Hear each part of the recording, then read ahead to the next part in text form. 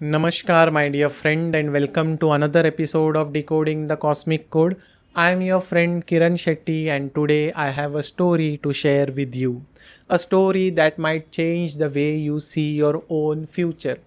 Have you ever wondered what really decides our future? Is it the situations we go through, the challenges we face, or is it something deeper hidden inside us? Today's story is about Gautama Buddha and it will answer these questions. It is about Gautama Buddha and his disciples as they walk together on a long journey towards a distant village.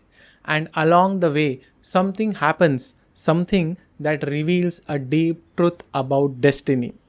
It was a quiet afternoon, and Buddha and his disciples had been walking for hours. The road was long, the air warm. As they walked, one of the disciples suddenly slowed down, his eyes caught by something unusual. A tiny plant stood by the roadside, looking completely different from the surrounding trees and shrubs. Its leaves had a unique shape, its stem was delicate yet strong, and its color was brighter, almost as if it didn't belong to this place. The disciple looked at it with fascination.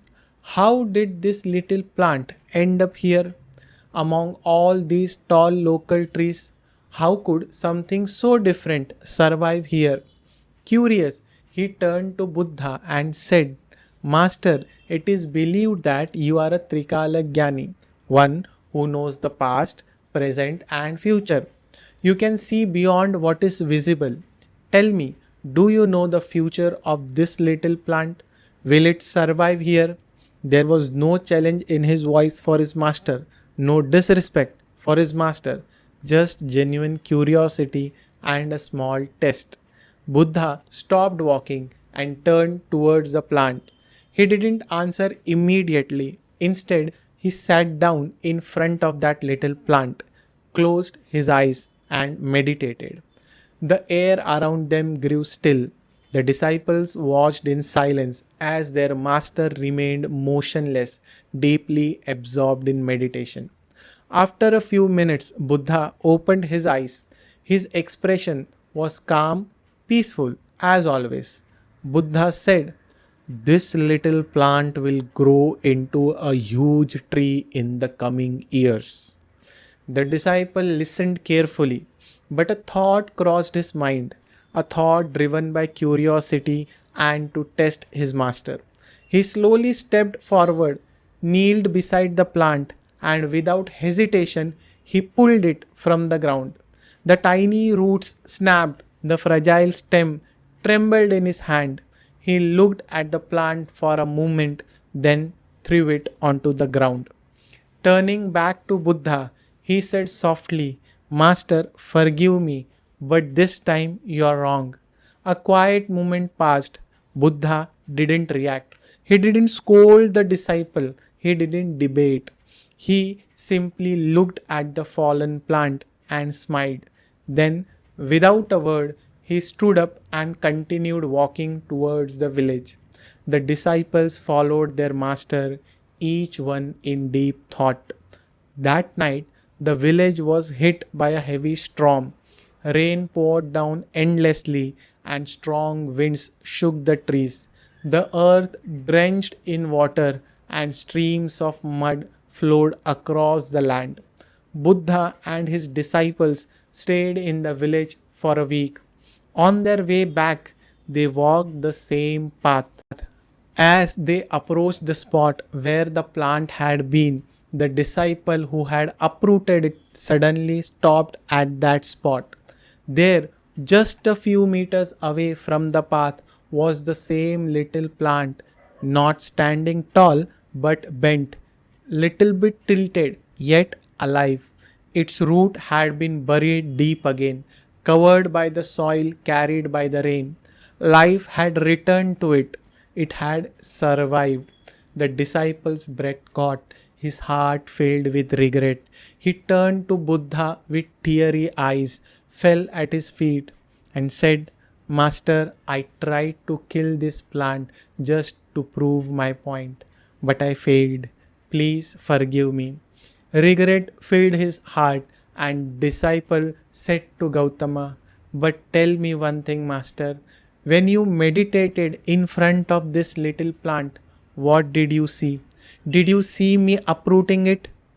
Buddha placed a gentle hand on his head and said, "When I sat before the plant, I was not looking at its surrounding. I was looking at the life inside it. I wanted to see how deeply it desired to live. Did it have the will to grow? Did it trust life enough to reach upward?" And the answer I received was yes. This plant was full of life, and life always finds a way, my dear. Life always finds a way. Answering the question, Buddha moved ahead, as always, to fill another soul with life to the next village. Now, let us find a perspective from this incident. First, Buddha did not predict the future based on external condition, not on the soil, the weather, or the risks. He looked inside the plant. Just like this, in life, our future is not shaped by external challenges alone. It is shaped by who we are from within. The disciple thought he could control the plant's fate by uprooting it, but life does not surrender so easily. And what about the plant? The plant did not fight, did not resist, it simply trusted. It allowed the rains to carry it, the soil to embrace it, and continued living. This surrender by plant also has another angle to it. Not everything in life requires force. Sometimes you must align with the flow of nature.